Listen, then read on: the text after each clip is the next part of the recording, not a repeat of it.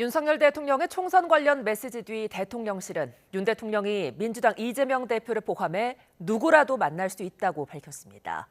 다만 물리적인 시간이 필요하다며 당장은 어렵다는 점을 분명히 했습니다. 권남기 기자입니다.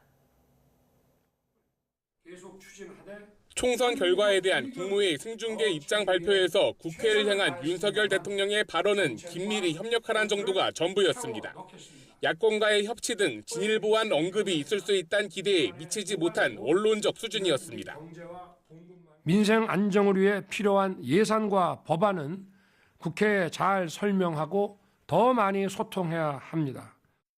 하지만 해당 발언 4시간여 뒤 대통령실에선 윤 대통령이 이재명 대표와의 회담을 포함해 누굴 만날지 모든 가능성이 열려있단 말이 나왔습니다. 다만 5월 말에야 22대 국회가 열리는 것 등을 고려하면 어떤 시점이 소통에 적절한지 생각해야 한다며 회담이 당장은 어렵다는 점을 내비쳤습니다. 특히 야당과의 소통엔 여당이 함께한다며 여당 지도부 구성까지 물리적 시간이 필요하다고 강조했는데 사실상 이재명 대표와 1대1 단독 회담보단 여당과 다른 야당의 대표들도 함께 만날 가능성이 크다는 관측이 나왔습니다. 그동안 대통령실은 이재명 대표의 1대1 만남 요구에 입장이 없다며 사실상 거부해왔는데 피의자인 이 대표를 만날 수 없다는 기류가 깔렸다는 게 중론이었습니다. 윤 대통령은 앞서 지난 2월 KBS 대담에서도 제1야당 대표와의 단독 회담에 대해 부정적인 입장을 밝혔습니다.